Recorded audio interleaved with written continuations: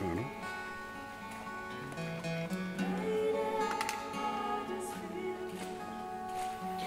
Bon, on va confier le témoignage à Marie et le film aussi.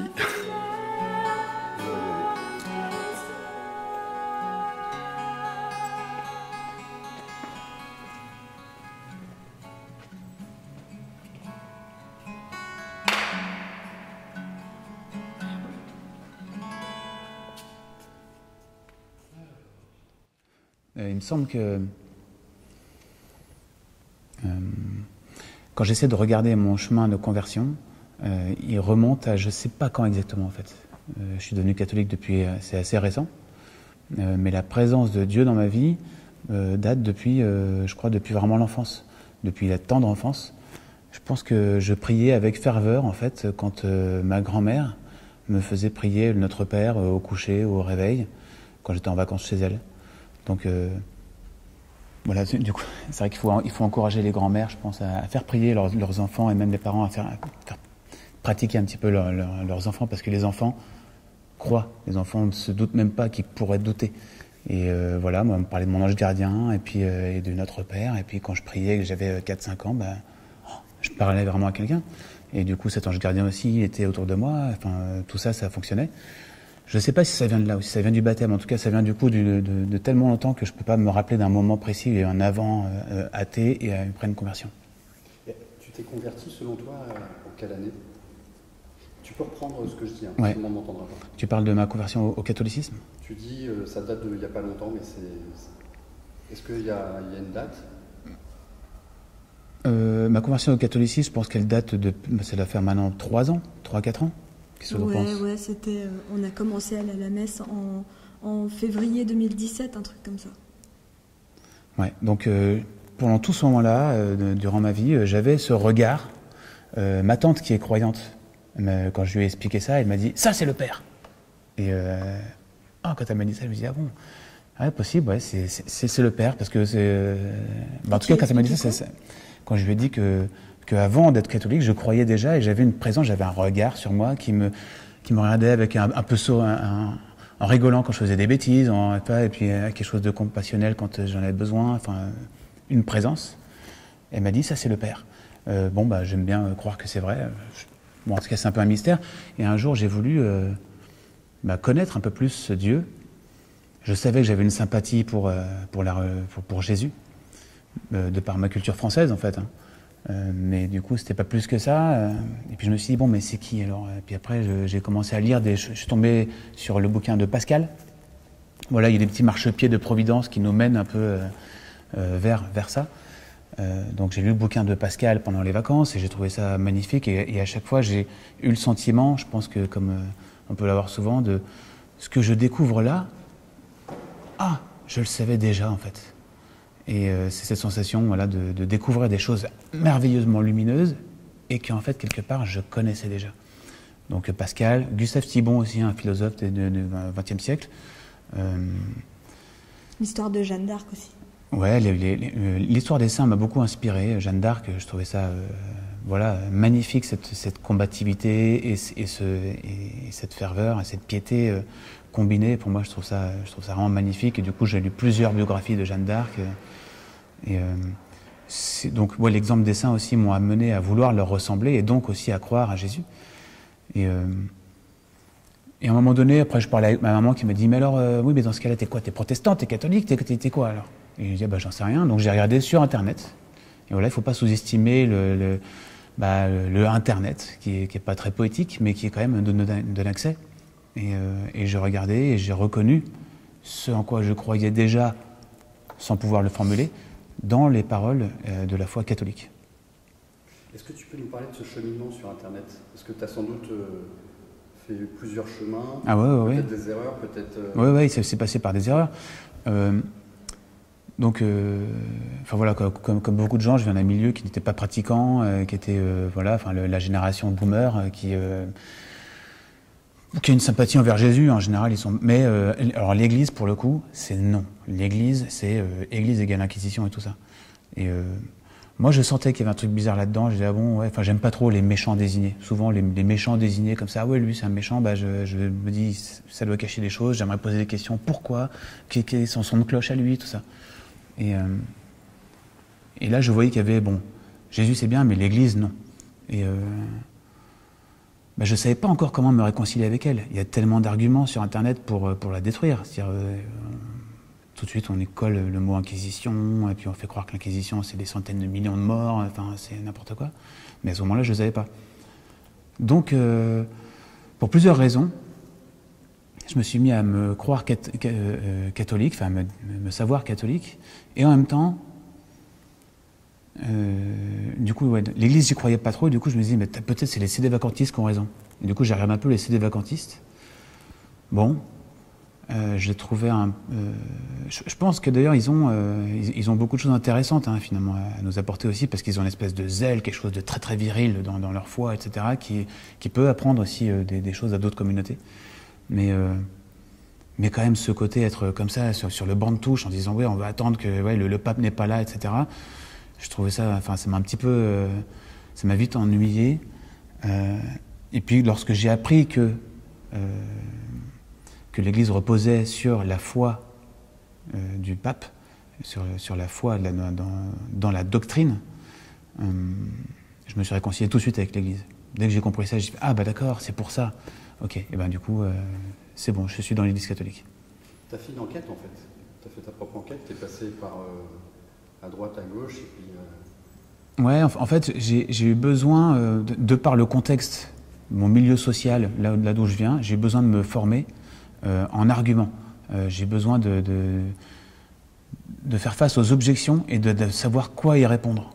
Parce que, bah voilà, si j'ai des amis, on me dit « Ah bon, toi tu crois en Dieu, mais pourquoi ?» tout, enfin, ah bon, mais l'Église, c'est quand même l'Inquisition. Enfin, il y a toutes ces objections. Moi, dans mon milieu, si je me deviens catholique, il y a des gens qui pensent ça, et sincèrement, ils le pensent sincèrement. Et du coup, moi, il fallait que je me forme. Je ne pouvais pas être juste catholique et puis leur dire « Ah, bah, je ne sais pas pourquoi, bah ouais, c'est vrai, mais désolé. » Non, il fallait que je me forme. Et Internet, pour ça, c'était génial, parce qu'il y a beaucoup de gens qui sont catholiques et qui sont des bons pédagogues, des bons prêcheurs, et qui ont plein de vidéos avec des titres différents, des vidéos de 10 minutes ou d'1 heure. Et selon le titre, je me dis « Ah, bah ça, c'est vrai, ça, si on me demande ça, je ne sais pas quoi dire. » Tac, tac. Donc il a fallu que je me forme. Qu'est-ce que tu as trouvé comme perle sur Internet ? Qu'est-ce qui t'a permis justement de comprendre ? Il y avait la vidéo là, de la chaîne Marie de Nazareth sur les 10 raisons de croire. Alors, déjà ça, oui. Effectivement, c'est vrai que c'était des vidéos un peu de démarrage.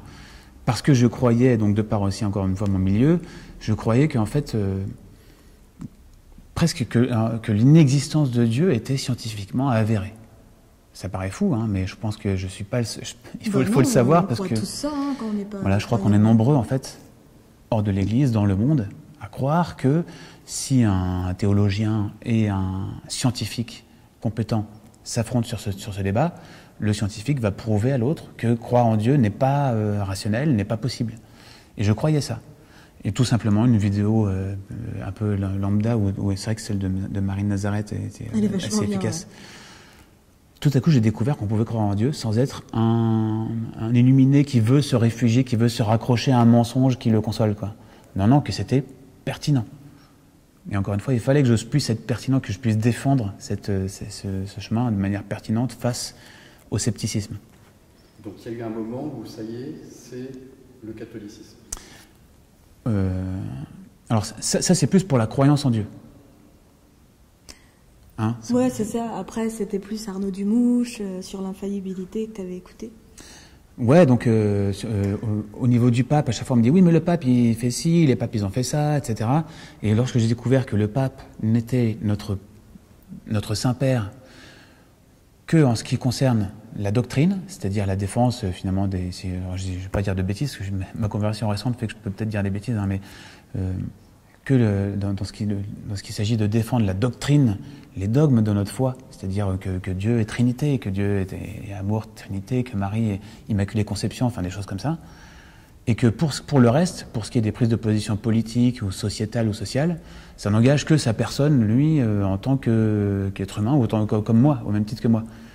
Et ça aussi, ça m'a beaucoup libéré. Je me suis dit, ah mais d'accord, bah dans ce cas-là, évidemment, oui, c'est mon pape, ce sont mes papes, il n'y a pas de souci, quoi. Donc ça m'a permis de rentrer dans l'église. Je crois qu'on a le même chemin. Hein. Arnaud Dumouche, ce que tu as dit tout à l'heure, passer par les sédévacantistes. Moi, ça m'a intéressé aussi. J'y suis pas resté longtemps, mais c'est drôle. Hein. Pas très longtemps non plus, mais... J'y suis pas... Moi, j'ai fait une messe là-bas, la messe des étudiants. J'ai trouvé ça super beau, mais il y avait un truc qui collait pas. C'est un peu trop ronchon, quoi. Et Arnaud Dumouche, pareil. Je suis passé par lui. Arnaud Dumouche, très bon pédagogue et tout. Après, parfois, il part un petit peu en impro. Il peut aller un peu loin, il me semble. Donc, c'est drôle.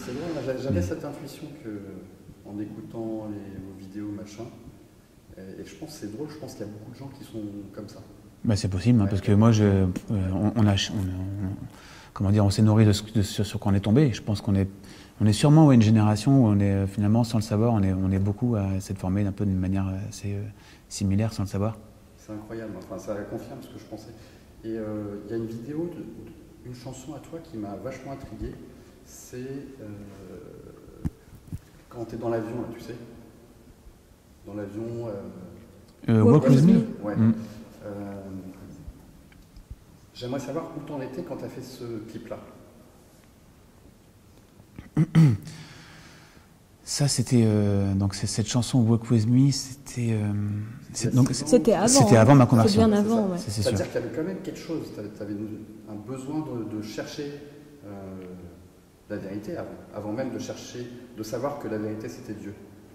Mais Dieu, on l'a cherché longtemps avant de le trouver. Hein.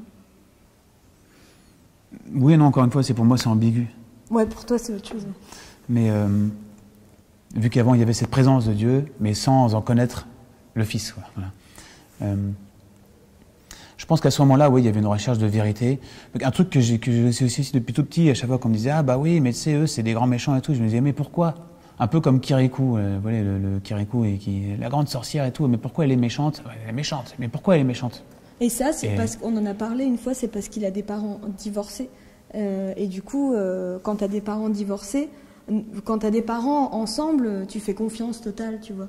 Mais quand tu as des parents divorcés, il y en a un qui va dire ah, bah ton père il a fait ça, il est pas là pour te porter le témoignage que c'est faux. Et vice-versa, du coup, c'est ce qu'il me racontait. Tu veux inciter les gens au divorce pour révéler leurs enfants la vérité?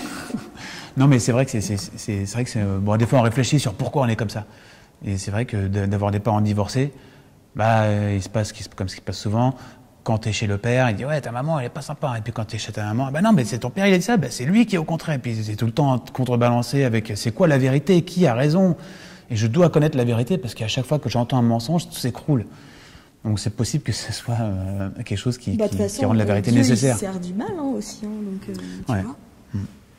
Et du coup, je me demandais quel regard tu as maintenant sur ce clip, qui est quand même dans l'air du temps, en fait. Hein. Alors ce clip, donc c'est vrai que c'était un clip qui était plus politique que spirituel.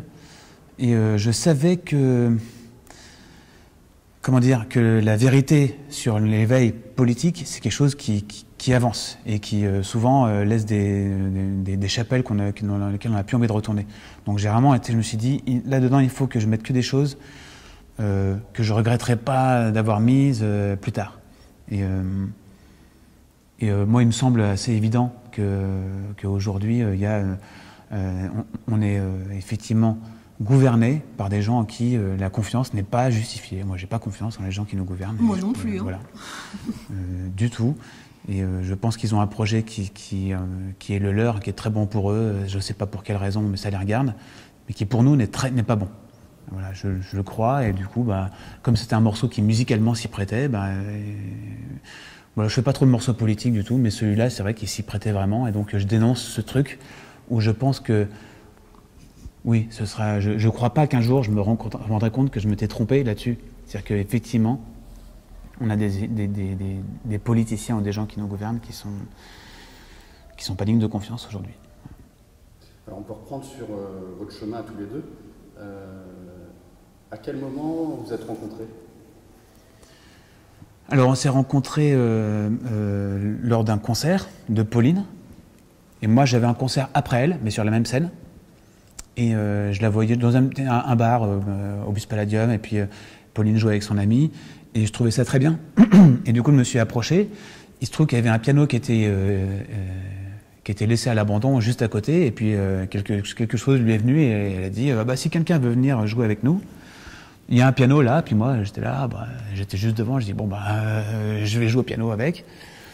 Et puis du coup, on s'est connus comme ça, et ensuite, musicalement, on s'est connus. Moi, j'ai besoin d'harmonie vocale de chœur dans mon propre groupe. Je leur dis est-ce que vous voulez chanter si avec moi, j'ai besoin d'harmonie vocale et tout. Ah bah d'accord, on a fait des concerts ensemble, comme on dit, en tout bien, tout honneur.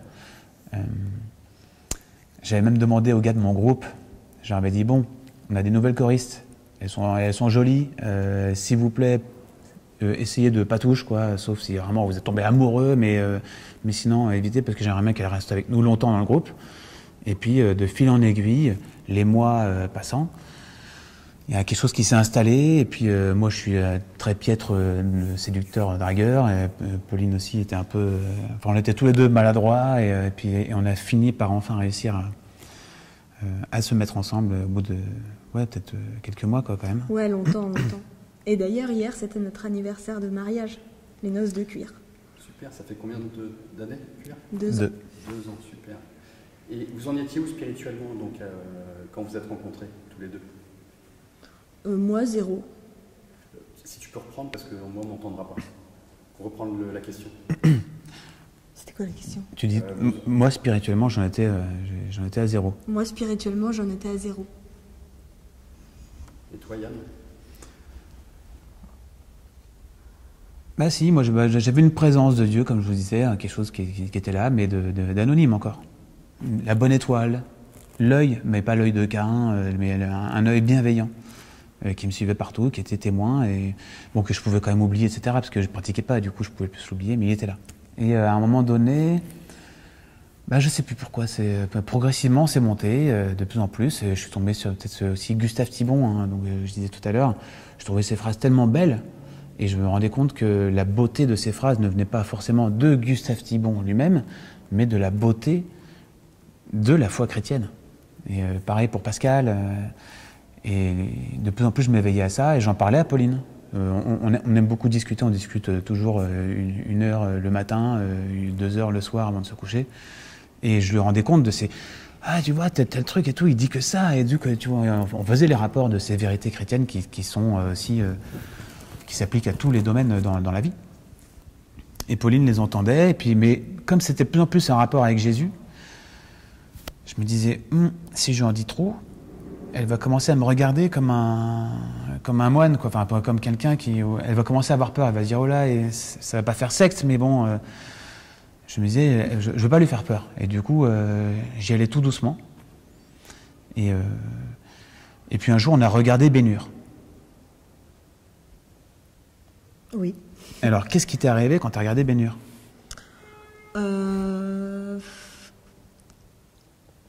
On regardait le film et moi je sais plus. Moi je sais plus trop avant comment. Si tu me parlais de ce que tu avais lu dans les livres et tout, je sais plus comment je réagissais, mais bon, quand j'ai vu le film Ben-Hur, j'ai vu donc ce type de dos avec les cheveux longs et qui donnait à boire aux esclaves. Et je sais pas, il y a un truc qui m'a interloqué. Je sais plus si je savais, enfin pour dire à quel point j'en étais, je savais pas très bien qui c'était, quoi. Je savais que ça avait un rapport avec un gars que j'avais peut-être vu de loin, c'était peut-être Jésus ou pas, je sais pas trop. Et du coup j'ai demandé à Yann, c'est qui lui? Il m'a dit, lui c'est Jésus.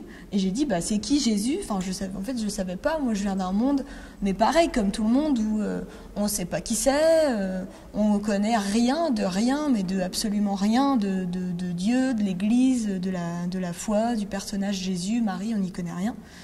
Et du coup, là, Yann m'a dit de mettre le film Jésus de Nazareth pour savoir qui c'était. Et donc, c'est la lecture de l'Évangile de Saint Matthieu. Et c'est la première fois qu'on me lisait l'Évangile. J'en avais jamais entendu parler. Je savais même pas qu'il y avait un Évangile. Je savais même pas ce que voulait dire Évangile.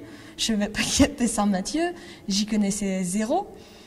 Et d'entendre un condensé de vérité comme ça. Pareil, la vérité avant, moi, je l'entendais jamais. Parce que je vivais dans un monde où bah, on fait la teuf, on sort, on se bourre la gueule, on fume, on s'éclate, quoi. On fait des trucs on fait des trucs de gens, quoi, du monde. Et donc j'avais jamais même entendu un jour quelqu'un me dire la vérité, quoi. Et là, le condensé de paroles, de vérité, et en plus, c'est comme si ça parlait directement à mon âme, à laquelle on ne s'était jamais adressé, en fait. On m'avait jamais parlé à mon âme, on m'avait jamais expliqué comment, pourquoi j'étais là, pourquoi un être humain c'est quoi, enfin tout ça, ça m'a fait un espèce de choc. En plus, ce qui est marrant, c'est qu'on le regardait sur YouTube en petite vidéo de 5 minutes. Et du coup, à la fin de chaque vidéo, bah, il y avait stop, il fallait aller remettre play. Et entre les vidéos, on pouvait en parler. Oh là, il a dit ça. Oh, et du coup, t'aurais dit quoi, toi? On s'étonnait du glaive que Jésus il pouvait envoyer à la gueule des pharisiens et tout, même rien que quand il enseignait. Enfin, pour moi, c'était incroyable. D'un coup, j'entendais quelque chose qui m'intéressait, parce qu'aussi avant, moi, rien m'intéressait, quoi. Les profs, c'est chiant, ça vous enseigne des trucs chiants. Les parents, ça vous enseigne quelques trucs, mais bon, ça vous parle pas vraiment. La famille non plus, les amis, on s'amuse bien, mais c'est voilà, ça nous enseigne rien. Enfin, rien dans le monde nous parle de trucs intéressants. Pareil, et la télé, les politiques. Moi, je savais même pas qui était le président. Je vivais dans un monde de Mongoliens, quoi. Et d'un coup, quelqu'un est intéressant. Quelqu'un parle et j'ai envie d'écouter. Et voilà le début, quoi. Du coup, Yann, là, il y a une ouverture. Bah, tu veux dire, quand elle m'a demandé qui est Jésus, et pour moi, j'attendais ce moment-là depuis longtemps. Parce que, encore une fois, j'ai pas essayé d'évangéliser Pauline j'ai juste lu et je me suis juste édifié moi-même par les lectures. Et là, tout à coup, quand Pauline me demande qui est Jésus, je me dis, ok, là, il y a un élan, il y a quelque chose à jouer. Et donc c'est là qu'on a regardé le Jésus de Nazareth, à la fin du film, elle s'est tournée vers moi et elle a dit, j'aime Jésus. Et là, quand elle m'a dit ça, je me suis dit, oh, alors d'accord, ça y est, quoi. Là, on est parti pour... Bonjour. On est parti pour... Bonjour mon père. Bonjour. Il n'y a pas de problème. Hein. Parce que je sais que Pauline, quand elle est passionnée, quand elle part dans un truc, on y va, quoi. Et là, presque je me disais, ah ouais, on va vraiment sauter là on va sauter, on va y aller, quoi. Et je me disais, bah ouais, là c'est Jésus, on peut y aller, on va y aller. Et depuis, on vit dans un monde un peu parallèle. C'est-à-dire, enfin, on est un peu, je ne sais pas si chacun peut se rappeler de quand on est des enfants et quand on a 6-7 ans et qu'on joue. Ah, toi tu fais Batman et puis moi je fais Hulk ou je sais pas quoi. Ouais, et puis on est comme ça, et puis on voit tous ces paysages, ces trucs, et on voit les lasers. Bah nous, il y a un truc qui ressemblait un peu à ça, sauf qu'on est des adultes. Et c'est Jésus, Marie, Vierge, ah ouais, non, mais qui... ouais. Non, vas-y, finis. Tout ce qui peut paraître un petit peu... c'est trop irrationnel. Non, c'est pas irrationnel. Non, mais c'est Matrix. Miraculé. C'est Matrix maintenant, la vie. On est sorti... moi, ça m'a fait d'ailleurs cet effet-là, hein, parce que quand on est éduqué moi je suis née en 90, donc dans les années 2000 et tout, on est comme un pion dans la matrice où on sait pas ce qu'on fait, on sait pas pourquoi on le fait, et d'un coup, moi, la conversion, ça m'a fait l'effet de la chasse d'eau, là, quand il tombe dans la chasse d'eau et que on se réveille dans un autre monde et tout change, quoi. C'est une vie, c'est une aventure, c'est Indiana Jones, quoi. Alors, est-ce que vous pouvez me raconter ce moment où tout change? Qu'est-ce qui s'est passé? Vous avez découvert plein de choses, peut-être Je crois que presque je me rappelle du lendemain. Petit déjeuner, comme d'habitude, on fait notre discussion le petit déjeuner, mais merci Seigneur, on a le temps de le faire. Et on se dit, bon, ok, là... Enfin, je crois que tout de suite, on a parlé d'un aspect de la chose, c'est que ce sujet-là, c'est pas comme parfois certains sujets où on a eu quelques lubies pendant un moment, ou une phase. Je disais, là, c'est Jésus, j'ai pas envie qu'on rentre dans un truc, ah ouais, qu'après, dans 5 ans, on dit, ah, tu te rappelles quand on était catho et tout. Non, non. Là, c'est une destination finale, quoi. C'est pour toujours, c'est pour toute la vie et c'est définitif. Enfin, je le savais, ça. Donc, tout de suite, on a prié beaucoup pour la constance. Voilà, parce qu'on avait le sentiment, on n'était pas dupes sur le fait qu'il peut y avoir, ce que d'ailleurs tout le monde dit, au début, les nouveaux convertis sont très très zélés, très aidés de l'Esprit Saint, qui leur met le pied à l'étrier, le cheval part au galop, etc. Voire même, il faut qu'ils travaillent sur la modération. Et là, je dis non, constance, là, ce qu'on fait maintenant, c'est pas un trip, c'est une nouvelle vie, quoi. Et, moi, ça m'a fait vachement peur aussi. Au début, ah ouais, cette phase-là, je suis passée par une longue période vraiment terrifiante parce que, en fait, je savais pas que j'étais vivante, quoi. Je savais pas que j'avais une âme et tout. Je savais pas que j'imaginais même pas l'idée qu'un Dieu puisse exister. Donc j'ai tout appris comme ça, un peu d'un coup. Et pendant longtemps, j'ai fait un peu des crises d'angoisse parce que du coup. On me disait que Dieu, il regardait dedans. Et moi, je disais, mais non, mais moi, je veux pas. J'ai peur, j'ai pas envie. C'est quoi cette violation de vie privée? Et en même temps, je sentais que c'était bienveillant. Et du coup, je me mettais à prier, mais je me disais, mais à qui tu parles? En fait, tu es en train de te parler toute seule. Et du coup, j'avais l'impression de devenir un peu folle. Parce qu'en fait, c'est dégueulasse de nous faire naître dans un monde où on nous apprend pas qu'on a une âme, quoi. Parce que du coup, le jour où on le découvre, ça fait un peu un choc, c'est dur, quoi. C'est ultra violent. Et du coup, j'ai mis un peu de temps à me faire à cette idée que j'étais pas qu'un corps, que ce que je faisais comptait, qu'il y avait du bien et du mal. Avant, je savais pas. Je faisais des trucs, c'est tout, quoi. Donc d'un coup, il faut s'ordonner, en fait. Il faut se ranger parce qu'on est un amas de cellules chaotiques et d'un coup, on a une âme, on a tout ça. Donc moi, je conseille à tous les gens, même s'ils sont pas croyants, au moins d'apprendre à leurs enfants qu'ils ont une âme et puis qu'ils peuvent réfléchir et puis que la vérité, ça existe. Des trucs qui mènent au moins à Jésus. Mais c'est cruel de laisser les gosses comme ça. Comme moi, j'ai été, leur dire, ouais, il faut que tu aies un boulot bien, il faut que tu gagnes du fric, il faut que, tu veux faire ça, faut que tu sois connu. Enfin, c'est nul, quoi, ce qu'on nous apprend.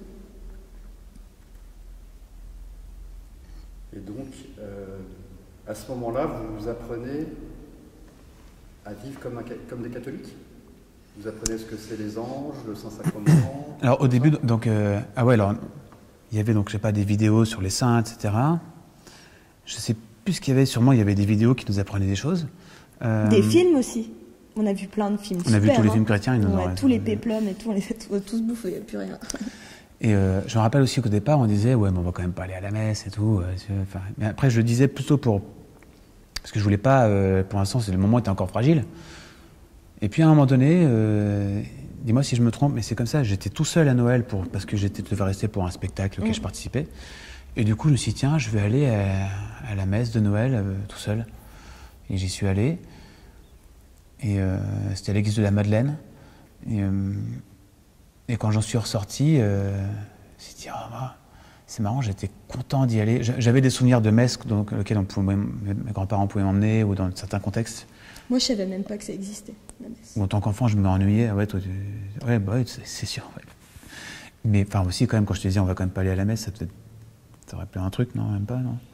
Bon. Je savais à peu près, quoi, mais je savais pas en quoi ça consistait. Et du coup, je disais à Pauline, c'est marrant, je suis allé à la messe et j'étais content d'y aller comme C'était pas bon, faut aller. Non, j'étais content d'y aller. Ah ouais, il était content. Hein. Et ce que j'ai vécu dedans, je me suis pas ennuyé et tout. J'étais content d'y être. Et quand je suis ressorti, j'étais content d'y avoir été. Et faudrait qu'on essaye d'y aller. Et du coup, t'es communié du coup? Non, je pense pas. Non, je pense pas. Je crois que je savais que je pouvais pas communier. Bon, peu importe, c'est ça. Si, c'est très important ça, parce que c'est un film sur la présence réelle justement. Donc ça m'intéresse beaucoup ce passage-là. Alors, est-ce que tu peux nous raconter ça, essayer de te souvenir de cette première messe, et aussi essayer de te souvenir quand tu as percuté que c'était Jésus, quand tu as compris. Qu'est-ce qui a fait que tu as compris? Est-ce qu'on te l'a expliqué? Est-ce que c'est à la messe? Est-ce que c'est du bouche? Est-ce que c'est... La communion? Tous les deux. Ouais, que Jésus est dans l'hostie. Comme tu m'as dit tout à l'heure, il est où Jésus? C'était à quel moment ça, ce moment clé? C'était pas Maria Sima? Ou c'était peut-être avant? Je sais pas, on écoutait tellement de choses, mais c'est vrai que Ou alors me parler de ça, sans forcément... Si vous n'avez pas de souvenir, c'est pas de souvenir. Non, moi je crois que je l'ai compris en fait quand j'ai vu le film et qu'il a dit ceci est mon corps, ceci est mon sang, et puis après quand je sais plus, j'ai dû le revoir et il dit ceci est mon corps, ceci est mon sang, c'est ce que Jésus dit, c'est ceci est mon corps, ceci est mon sang, c'est Jésus quoi. Donc comme un enfant, on croit ce que dit les paroles, c'est pas un symbole quoi. Ah ouais. Ah, moi je ne saurais pas dire si je le voyais comme ça. Il me semble que lorsque j'ai appris que c'est vraiment le corps du Christ, ça m'a fait « Ah bon? Ah ouais ?» Eh ben, ok. Alors, de toute façon, voilà, si c'est la foi catholique, je sais que je ne suis pas dans quelque chose qui va m'emmener chez la planète Mars avec les éléphants roses et tout. Je sais que tout ce qui peut nous paraître humainement loin du rationalisme n'est pas faux pour autant.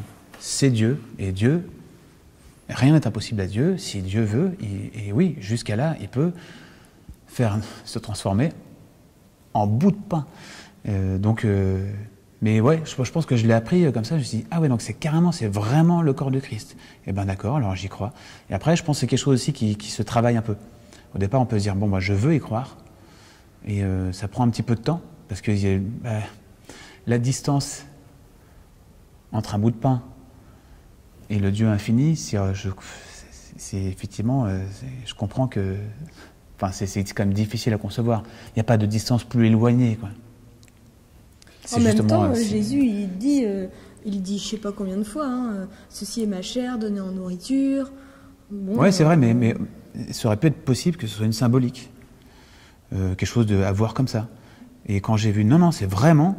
Moi, ça m'a fait plaisir d'y croire. Je me suis dit, ah ouais, alors super, ouais, je veux y croire. Je vais y croire. Et depuis, là, on rate pas une messe. On a compris que c'était ce moment-là. C'était pour ça que c'était important d'aller à la messe. Enfin, que c'était une grâce inestimable. Il n'y a pas de prix. À recevoir le corps de Dieu avec lequel on fait communion avec notre propre corps, c'est inestimable. Et du coup, ça nous a fait ne plus rater aucune messe, en tout cas volontairement, quoi. Alors comment ça s'est passé? Vous étiez baptisé? Toi, tu étais baptisé? Toi, non? Ouais, moi aussi j'ai été baptisée. Mes grands-parents ont fait du forcing. Et ils ont obtenu le forcing. Donc vous aviez déjà ça en vous. Mais après, comment ça s'est passé pour la première communion? Vous avez fait le cheminement? Ouais. Vous pouvez nous raconter ça? Ouais, du coup on allait à la messe au début, mais on comprenait rien. On était là, je sais même plus. Mais on n'allait pas communier, hein. On n'allait pas communier. Non, on n'allait pas communier. On nous avait dit qu'il fallait mettre les bras comme ça et tout. Et puis on a demandé à notre prêtre, un prêtre de la Trinité qui est notre prêtre maintenant, le Père Augustin, comment on fait est-ce qu'on a le droit de manger aussi? Et là, il nous a dit, faut que vous préparez votre première communion. Donc on a commencé à le préparer, quoi. D'accord. Vous êtes allé au bout? Ou c'est en cours? Ah bon, on est allé au bout, ouais. C'est ça. Alors, ça nous intéresse. Alors, c'est quoi? J'ai pas entendu. Comment ça s'est passé, la préparation à la première communion? Il y avait rien, en fait. Il fallait qu'on lise l'évangile de Saint Jean. Ah non, ça, c'était pour le mariage. Ouais, alors, en fait, c'était un moment où on faisait plusieurs trucs en même temps, d'enseignement en même temps, parce qu'il y avait aussi le mariage qui arrivait. Non, le mariage, c'était 1 an après la première communion. Ouais. La première communion, je crois qu'on n'avait pas grand-chose, hein. Si? Il y avait quelques enseignements, non? Non. Vous avez préparé avec le père Augustin On a eu un rendez-vous d'eux, quoi. Après, je sais pas, on était en route, quoi.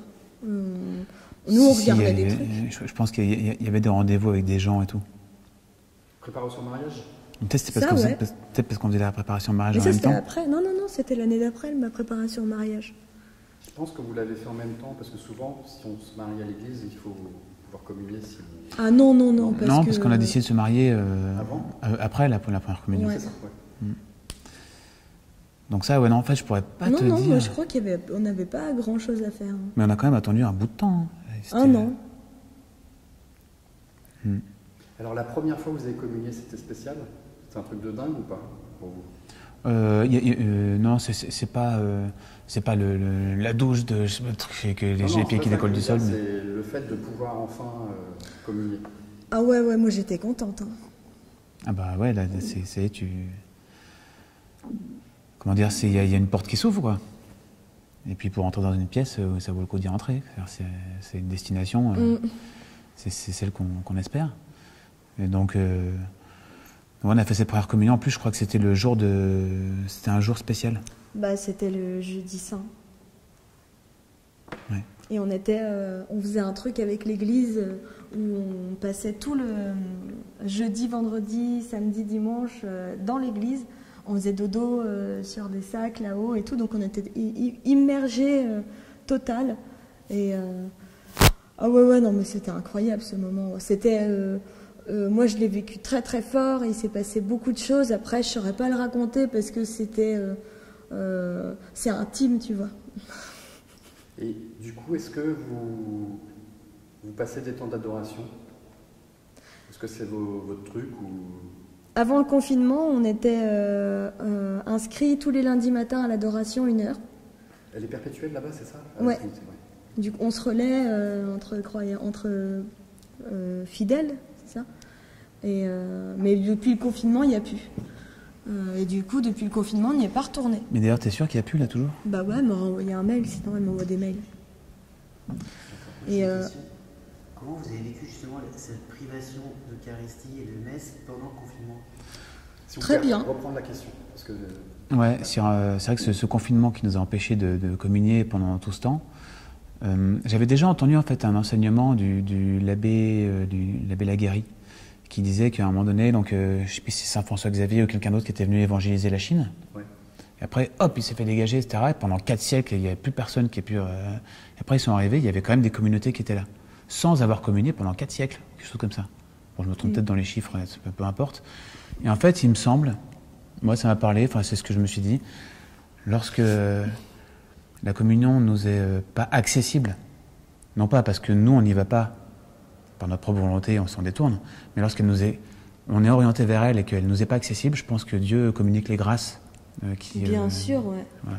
Et du coup, franchement, ça allait. Moi, j'avais l'impression que Jésus, il donnait quand même quelque chose d'invisible. Et bon, en plus, on regardait la messe à la télévision quand même. Donc, on était quand même un peu là.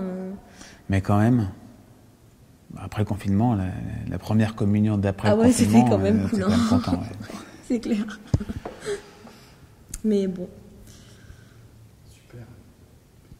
Vous voulez dire d'autres choses sur la présence réelle? Ah bah sur, je sais pas, c'est que souvent là on a des petites réflexions hein, sur l'Eucharistie, tout ça. La présence réelle. Parfois, des fois, je sais que j'essaie je sais pas si ça me reviendrait comme ça, mais parfois on contemple un peu la matière du pain et tout ce qu'elle a de finalement conforme avec Jésus, avec le fait qui nous arrive, c'est-à-dire ce qu'on ressent de sensible. Alors après, c'est pas un sacrement sensible, c'est-à-dire c'est pas quelque chose, enfin pas forcément en tout cas, mais la douceur de cet arôme, l'humilité totale de cet arôme, et en même temps qui est doux et qui est voilà, c'est pas luxuriant, c'est pas du sucré avec de je sais pas quoi, non, c'est il y a une espèce d'humilité, enfin rien que dans le goût, dans la sensation humaine, corporelle, donc même, je parle même au-delà en deçà de spirituel, on reconnaît Jésus dedans. Même dans la couleur, on sent que sa tunique, elle pourrait avoir cette couleur-là. Oui, c'est vrai, ça pourrait être ça. Il y a aussi, moi je sais que la présence réelle, on la ressent tous les deux beaucoup parce que, et ça moi j'aimerais bien de dire aux gens de le faire, c'est qu'après la messe, nous en général, comme on discute beaucoup, on se retrouve, on se met dans les canapes, on a Marie, on a Jésus, tous ceux qui nous regardent et tout, et on a des discussions, et après la messe, mais les discussions elles sont d'un niveau. Mais à chaque fois, on note toutes les pensées parce que c'est un niveau... supérieur à la normale. Ouais, supérieur à la normale. C'est surnaturel, on a des idées... À notre normale, hein, parce que ça fait genre, ouais, notre niveau... Non, mais en plus, c'est pas supérieur à la normale intellectuellement, en mode, waouh, il a fait une équation de dingue. En fait, c'est comme si, après la messe, moi, mon cerveau, mon âme était assouplie. Et du coup, je peux voir des tas de trucs que je voyais pas avant... Genre, mais c'était évident, mais je l'avais jamais vu. Et en fait, je pense que Jésus fait le boulot aussi de nous simplifier un peu l'âme, de nous décomplexifier, nous qui sommes pleins de trucs complexes, qui fait qu'on voit pas dans la simplicité. Et après, voilà, cette messe, moi je sais que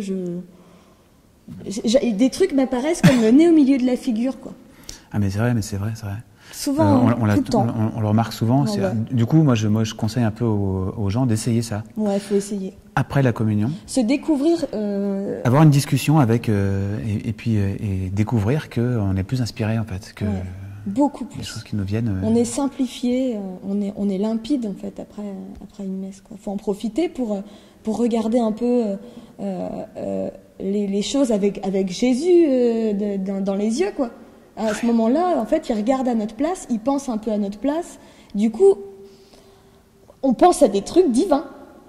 Et simplement, divinement simple, parce que lui, il se complique pas la vie comme nous, à essayer de se creuser le cerveau, à trouver le sillon par lequel... Non, c'est ça va droit au but, et paf, c'est simple, quoi. Je me pose une question. Dans votre entourage, il y en a plein qui ne croient pas, qui sont athées, qui doutent. Si vous leur dites ce bout de pain c'est Jésus, ce sang c'est Jésus, ce vin c'est Jésus, qu'est-ce qu'ils vous répondent? Je pense que c'est... Je reprends la phrase. Je pense que évangéliser un athée en lui disant que, en lui parlant de la présence réelle dans l'hostie, je pense que c'est prendre le chemin un peu à l'envers. Hein. C'est peut-être un petit peu trop tôt. Je pense qu'il faut des steps. Déjà, je pense que même les croyants eux-mêmes, souvent, ont du mal à réussir à croire en ça. Il y a ce fameux miracle de l'hostie qui s'est transformé en chair, etc., d'un prêtre qui donnait la communion et qui lui-même disait qu'il ne parvenait pas à y croire. Donc je pense que les athées, c'est pas par là qu'il faut commencer. Hein, parce que... C'est pas tout à fait ma question. Si tu leur dis ça, qu'est-ce qu'ils vont dire, justement? Non, mais déjà, on leur dit pas ça. Ouais, on leur dit pas ça. Mais je me pose une question. Non, mais c'est une bonne question, alors. Ouais. Tu chantais avec... comment il s'appelle, le chanteur avec qui tu chantes, Lady, dans le clip, le chanteur, c'était moi, mais on était deux dans le groupe, et l'autre, c'était Romain Tranchard. Imagine, il est là, tu lui dis, là, il y a Jésus. Qu'est-ce qu'il va répondre, à ton avis? Bon, alors lui, c'est pas forcément le meilleur exemple parce que justement, il est vachement intéressé à chaque fois que quand on prend des déjeuners, etc. Alors lui, il se diagnostique. C'est vachement la mode de l'agnosticisme en ce moment. Et enfin bon, je dis pas ça contre lui et tout, mais bon, en tout cas, il est agnostique. Ça veut dire, il réfléchit et tout. Et à chaque fois que je lui dis ces belles vérités où je parle de la Trinité, etc., ou de choses comme ça que moi j'ai apprises, que je me dis, waouh, c'est magnifique que je lui dis, il s'ennuie pas. Et au contraire, il est là, genre, ah ouais, il est très intéressé. Je crois qu'il y réfléchit. Après, il reste agnostique. D'accord. Donc il ne dit pas vous êtes des fous, les cathos. Non, c'est intéressant, c'est ça? Je pense qu'il comprend. Après, c'est tout le sujet du côté un petit peu surnaturel de notre foi. C'est-à-dire, les gens. Ça m'arrive parfois d'avoir pas des joutes verbales, mais presque, avec des gens qui disent ouais, non, mais comment ça? Je dis si, nous on est rationnel. Comment ça, vous êtes rationnel? Vous n'êtes pas du tout rationnel. Comment une femme peut être vierge et enfantée, c'est pas rationnel. Et je dis, mais là tu parles des miracles. Mais les miracles, c'est Dieu qui les accomplit. Dieu, c'est le créateur des lois de l'univers. Donc il est préexistant à ces lois. Donc il n'y est pas soumis. Donc si Dieu veut faire ça, c'est dans l'ordre de la logique qu'il peut, entre guillemets, violer ces lois et faire ce que toi, te paraît miraculeux, impossible. C'est parfaitement rationnel et pertinent. C'est logique et rationnel, c'est pertinent. Et en fait, c'est souvent ça, en fait, que enfin, moi-même, j'ai découvert assez tardivement ça. Et quand j'ai découvert, je dis, bah oui, mais en fait, effectivement, puisque c'est Dieu, qu'est-ce qui est impossible? Du coup, les miracles deviennent compatibles avec le rationnel. Et il me semble que c'est cet ordre-là. À mon avis, c'est ce principe-là à expliquer. Et ensuite, on peut leur parler, effectivement, de la présence réelle, de la virginité de Marie et des miracles. Si tu veux, à la fin de ce film, moi j'ai envie que les gens ils se disent, ils sont complètement timbrés, ou alors il y a un truc à... Alors moi, il y a aussi une autre réflexion sur la présence réelle. Je me disais, si... parce que parfois, il faut avoir le courage de se mettre à la place dans la tête des gens athées. Si tout ça est une invention humaine, donc voilà, c'est une invention humaine, mais quel humain aurait la bêtise de proposer la présence réelle dans un morceau de pain? Que Dieu se fasse morceau de pain. Je pense que les gens qui sont là en train d'élaborer une religion, un truc pour berner tout le monde, etc., ils me diraient, non mais là, attends, t'es fou, ça va jamais passer. Il n'y a que Dieu qui peut imaginer quelque chose d'aussi scandaleux aux yeux de l'homme, aux yeux de l'homme, aux yeux de la chair, quoi. C'est-à-dire que Dieu se fasse pain. Il n'y a que Dieu qui peut avoir ce culot. Donc c'est forcément vrai. Ça ne peut pas être inventé par un humain. Et un autre truc aussi, moi, que j'aimerais bien dire là-dessus, c'est Jésus, il dit « Qui mange ma chair et boit mon sang a la vie éternelle ».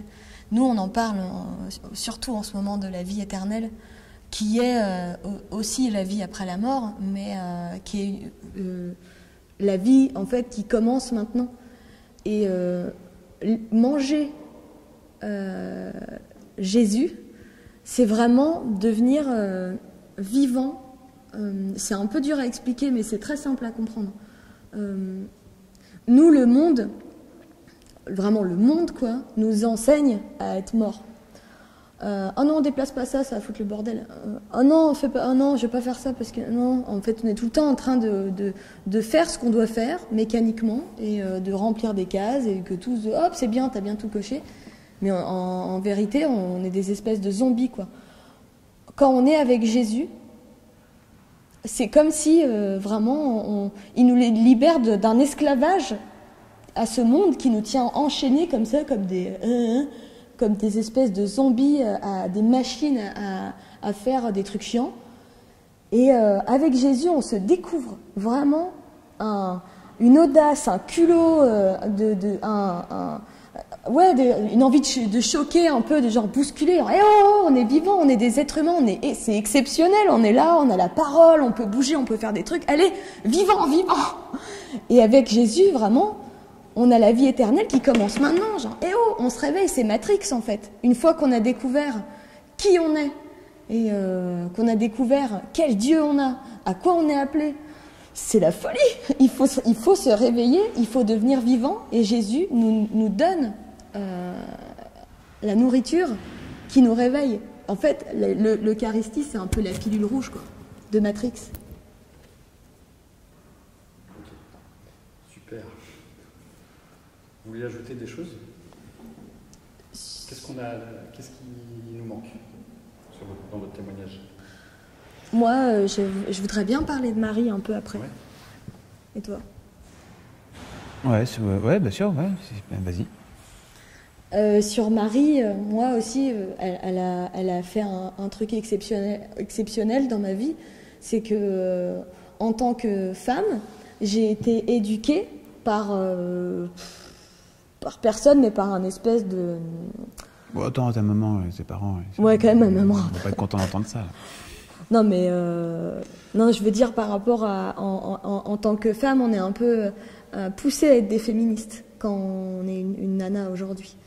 C'est l'école, ouais, un peu les parents, les gens, enfin la télé, le monde, partout. Ouais, le monde, quoi, nous enseigne à être féministe, à être revendicatrice, à être chiante, à être même chieuse et tout, à réclamer, à se plaindre et tout. Et quand j'ai découvert Marie, la plus sainte personne du monde, qui est une femme au foyer, qui est pas chiante, super cool, en même temps qui est quand même ferme, autoritaire, et qui sait l'être quand il faut, vraiment d'une justesse, l'Immaculée Conception, donc l'œuvre parfaite de Dieu, en fait, comment il voit la femme parfaite. Et ça n'a rien à voir avec l'idéal que le monde nous propose à nous, les nanas, aujourd'hui, quoi. Et en découvrant Marie, j'étais pas très très féministe quand même, hein. J'ai jamais suivi le trip comme certaines le font aujourd'hui. Mais bon, un petit peu quand même. Et quand j'ai découvert Marie, j'ai commencé à m'en inspirer, en fait, à la regarder. En plus, je lis le Maria Valtorta, du coup, dans le tome 1, en fait, je ne l'ai pas lu, qui parle de Marie, mais c'est Yann qui me racontait à chaque fois comment Marie est avec Joseph et avec Jésus à la maison. Elle fait la cuisine, elle est ravie de les servir, elle est ravie de faire son petit jardin. C'est pas une star, elle n'est pas populaire, elle est pas cool, elle a rien de spécial, c'est juste une femme au foyer, une humble femme, quoi. Et d'un coup, encore un espèce de choc, encore une espèce de pilule rouge d'apprendre qu'en fait, Dieu, il n'attend pas d'une femme qu'elle soit ce que le monde attend qu'elle soit, non. Qu'elle soit humble, qu'elle soit douce, tout le contraire de ce qu'on nous apprend, en fait. C'est pour ça que je disais tout à l'heure que ça m'a fait un retournement, quoi. Parce que, en fait, Dieu, c'est tout l'inverse du monde. Du coup, faut être un peu accroché, quoi. C'est une vraie aventure. Et vraiment, aussi, l'exemple de Marie, c'est beaucoup plus agréable, hein. C'est beaucoup plus doux, hein, la vie cachée comme elle, la vie serviable, douce, compréhensive, attentionnée. Là, on se sent vraiment être une femme, quoi. Donc Marie fait des femmes, fait le bonheur des femmes, quoi. Oubliez le féminisme, faut regarder la Sainte Vierge. J'aurais une question, si tu veux dire quelque chose. Oui, moi j'ai une question, c'est comment ça se passe? Est-ce que la vie, elle est pour autant facile avec votre famille, vos amis, ou est-ce que c'est quand même difficile d'être un couple qui s'est converti, qui croit, et peut-être que ça se passe bien, ça se passe pas si bien que ça, je sais pas. Oh si, ça se passe bien, ça va. Peut-être au départ avec le zèle de la conversion récente, on était un petit peu en mode « mais ouvrez les yeux », etc. Puis j'apprenais des trucs un petit peu en théologie, parce que, comme je disais, il fallait que je me défende un peu face aux arguments des sceptiques. Et du coup, je trouvais des arguments de théologie que je trouvais tellement beaux que j'avais envie de le dire aux gens qui ne croyaient pas. Donc en fait, ça n'a pas de sens. Mais donc du coup, peut-être que j'ai un peu cassé les pieds, mais un petit peu. Franchement, c'est resté bon enfant. On a quelques petits accrochages avec ma maman qui est d'une spiritualité différente de la nôtre, un peu plus les apocryphes, etc. Donc, non, franchement, ça va. On n'est pas persécuté là-dessus, il me semble. Hein, non, il n'y a pas d'aspect de. Non, après, simplement, nous, on aimerait en parler tout le temps. Et ça, on ne peut pas, parce qu'on sent que les gens se braquent un peu, etc. Donc, alors, comment vous faites? Vous essayez d'équilibrer les échanges? Quand il y a une occasion, vous foncez ou quand il y a l'occasion, on en parle. Moi, malheureusement, ça ne pas très souvent. J'attends plutôt, moi, qu'on me pose des questions. En fait, à tous mes amis, ils savent, je leur en ai parlé, je leur ai tout expliqué. Et maintenant, je ne vais pas les saouler, quoi. Parce que comme le tact que Yann a eu avec moi, je fais pareil. Et des fois, d'ailleurs, mes amis me disent « Ah tiens, quand tu me disais ça, une fois tu m'as dit que Dieu donnait des talents à tous et qu'il fallait les faire fructifier. J'ai repensé à ça et du coup, est-ce que... Hein » Et là, j'en parle. Vraiment, comme je suis présente, mais pudique et voilà, liberté, quoi. De toute façon, Jésus, il fait comme ça avec nous, il nous laisse libres et c'est à nous, après, d'aller le suivre. Quand Jésus, il dit... quand il va prêcher, il y va et il court pas derrière les gens, genre « venez, s'il vous plaît !» Non, il dit « Voilà, j'ai parlé, maintenant qu'ils même me suivent, et puis sinon, venez pas, tant pis. Hein. » Les gens, faut être pareil, il faut agir comme Jésus avec les gens. T'as une question T'as une question? Réfléchis. Non, parce que moi je suis athée, mais je suis très sensible à. Ma mère est polonaise, donc je suis élevé avec Jean-Paul II. Mais je suis toujours athée, mais j'aime rentrer dans les églises. Et c'est ça, c'était cette histoire de la relation avec les amis, surtout, qui peuvent te juger en te disant, mais les croyants, et comme tu disais, ils peuvent te fou, mais non. Ta mère est croyante ou pas? Oui. Ouais. En Pologne, ils sont. Saint-Jean-Paul II. Il vous a marqué Saint-Jean-Paul II ou pas? Non, Non. j'ai pas connu. C'est pas votre génération? Est-ce que vous avez quel âge? Moi, je m'en rappelle. Moi, je vais avoir 42. C'est notre génération, Ouais, c'est génération, ouais, 46. Ouais, mais au moment où il était vivant, j'étais pas encore converti. Donc je me rappelle pas bien de. Mais j'aime bien sa tête. Ouais. Il est mignon. Ouais. Jeune, il était beau gosse. Hein. Ouais. Sportif. Un bel homme, Ouais. très bel homme. Ça, Et j'aime bien la photo quand il est avec Marie, comme ça, on dirait qu'il. Je sais pas, une photo. Bon, j'aime bien comme ça, mais je connais pas. Mais j'ai l'impression que Jean-Paul II était aussi un pape fédérateur. Moi, je suis allé au JMJ, les Journées mondiales de la jeunesse, à Paris, il y avait 1 million de personnes. Et on voit que c'est vraiment le pape qui joue ce rôle fédérateur et qui arrive à faire rencontrer les gens, appeler les. C'était à Longchamp, je crois. Champ de Mars. Champ de Mars, ouais. Il y avait Longchamp aussi. Moi, franchement, je discuterai des heures avec vous. Mais j'ai Bah pas- vas-y, hein. Oh, non, On peut rester encore un peu si tu veux. Dans le milieu artistique, est-ce que vous sentez qu'il n'y a pas une soif justement parce que de ne pas avoir d'éducation religieuse ou autre, les gens, le fait d'en parler un peu, commencent à avoir un intérêt et à se poser des questions, justement avoir une soif de se dire il y a quelque chose, il y a une vérité, il y a. Non. Vous voyez, non pas Dans le milieu une artistique, recherche de non. quelque chose dans le- Dans 10 minutes, vous ouvrez? Pardon? Vous voulez qu'on termine? Ben, normalement, vous avez dit que vous terminez à 16 heures. Oui, c'est ça. En 10 minutes. Dans 10 minutes, Oui, c'est ça. Ouais. ça vous va? Sinon, on arrête. C'est tellement passionnant, si vous saviez. Sinon, ouais. Alors, bon, et ben. Non, c'est vrai que dans le. En fait, nous venant du milieu dont on vous a parlé, je pense qu'en tout cas pendant au moins quelques temps, on a comme un espèce de ministère, il me semble, enfin c'est ce que je constate, effectivement, de faire le pont entre l'athéisme de notre milieu ambiant et la foi. Parce que bah, je sais ce qu'ils ont, je les connais bien et je sais comment ils pensent et je sais comment.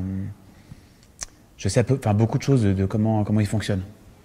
Parce que parfois je vois d'autres communautés de gens qui sont nés dans le catholicisme et qui ont une éducation catholique pratiquante et tout, où je vois que ah bah tiens voilà des personnes qui peuvent pas, ça va pas connecter. Ouais, il y a un canyon entre les deux.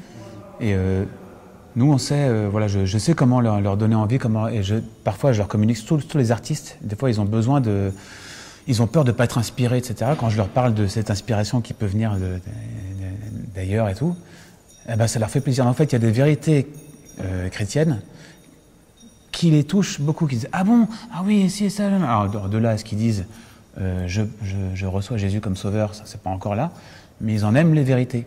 Et c'est un peu comme ce que je disais tout à l'heure, en fait, tu distilles quelques vérités. Il y a aussi le fait que c'est vrai que je crois que c'est vrai que ça nous donne une espèce de joie. Ça nous donne une espèce de joie qui n'est pas feinte, qui est comme ça, c'est un état, et qu'ils le regardent de loin, et peut-être que c'est ça qu'on appelle évangéliser par l'exemple, là. J'espère que ça a un impact, peut-être avec les années, je pense qu'au bout d'un moment, ça peut finir on peut finir par se poser des questions, genre, mais comment ils font, pourquoi est-ce qu'ils ont l'air d'être vraiment, d'avoir une vraie joie, alors que nous, on fait la teuf, mais c'est pas la vraie joie, où ils ont ça? Donc c'est possible que ça passe par là. Et en même temps, ils s'en foutent un peu, franchement. Moi je crois pas. Je pense qu'il y a une soif, il y a une gorge desséchée Oui, non, dont mais ils savent pas à l'origine. Ils ont envie, c'est clair, mais ils s'en foutent de connaître les trucs de. Moi, jamais, enfin, à part de temps en temps, on me pose une petite question sur un truc que j'ai dit, de tel truc, mais Moi, j'ai pas l'impression que les gens ils se posent trop de questions, surtout dans le milieu, quoi. Alors, une dernière question, parce que je crois qu'il faut. Est-ce que vous avez conscience que vous êtes des témoins atypiques quand même? Non, mais on l'a vu. On a vu qu'on était un peu des gens un peu atypiques. Bon, moi, je pense que le hit de Mojo, etc., ça fait un élément un peu fédérateur et qui fait que ça a son efficacité. Je pense que c'est surtout pour ça qu'on nous propose de témoigner. Mais après, moi, il faut que j'agence ça après bien, parce que la chair se glisse même dans les meilleures intentions. Bon, je me dis, on me demande de témoigner, j'espère que je ne vais pas dire trop de bêtises, parce que je ne suis pas, voilà, encore une fois, la conversion récente, etc. Je vais dire ce que je pense, et puis si ça plaît à Dieu, tant mieux, mais je pense effectivement, Dieu, des fois, se sert de personnes qui n'ont pas l'air spécialement faites pour l'emploi, pour se révéler. Donc si parfois je peux dire des choses qui viennent de lui, ça vient de lui, puis si des fois je dis des trucs chiants, c'est que ça vient de moi. Est-ce que vous pensez que c'est important, quand on est quelqu'un de connu, donc pas forcément vous, mais d'autres, de témoigner quand on s'est converti? Bah, si on nous appelle, oui. Ouais, c'est vrai, ouais, il faut... Ouais, certainement les exemples que propose la société, c'est vrai que nous, enfin moi, ma génération, a eu des prêtres d'une autre religion, avec les chanteurs de Nirvana et tout ça, et qui I hate myself and I want to die, c'était un prêtre d'une certaine vision de la vie qui était proposé à tous les ados. Enfin, beaucoup de musique un peu déprimante, etc., avec des mecs qui sont l'idole des jeunes et qui finissent avec une balle dans la bouche, quoi. Enfin, ouais, je pense que ça a un impact. Donc si jamais on peut utiliser cette force-là, mais plus pour mener vers Jésus que vers le suicide, ouais, bien sûr, il faut en profiter. Très bien. Merci beaucoup. Merci. Super. Merci.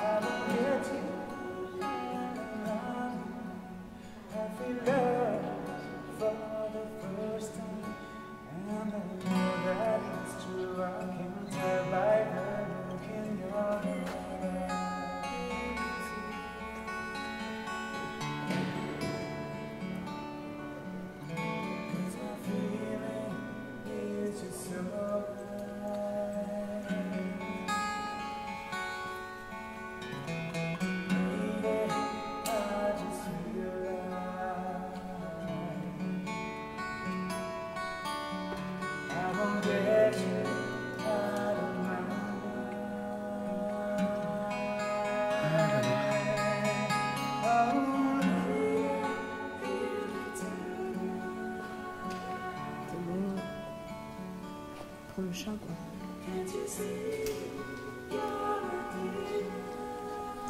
J'ai même peur qu'il le prenne mal, lui. Ouais.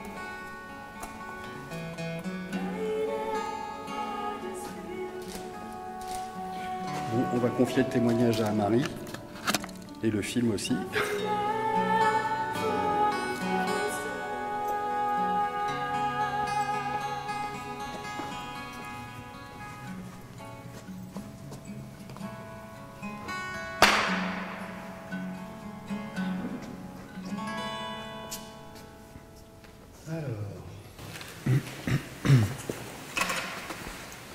J'aimerais savoir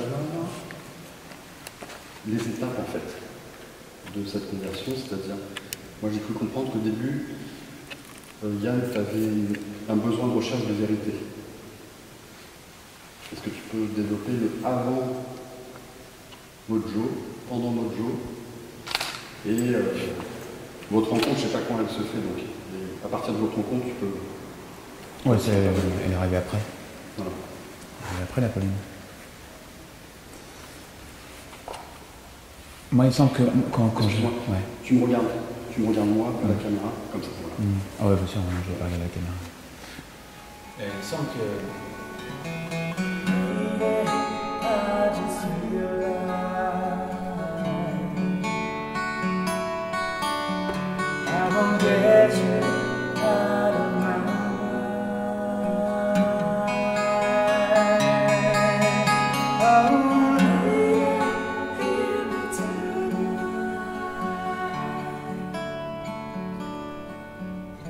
Can't you see?